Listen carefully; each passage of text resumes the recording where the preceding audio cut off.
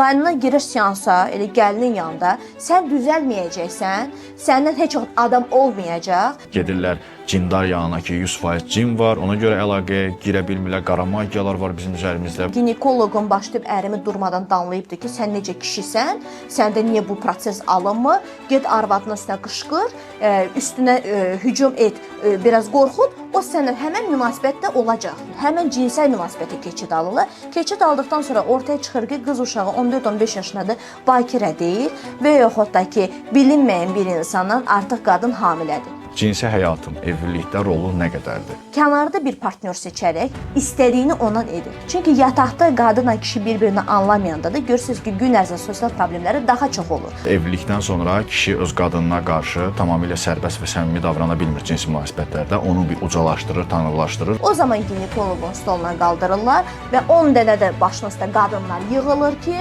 bu qız həqiqətən bakirədir yoxsa? Və həyatımızı pornoqrafik kino üzrə qurması çox böyük yanlışlıqdır. Bu ondan irəli gəlir ki, kişilərdə özgüvənsizlik yaradır bu pornoqrafiya.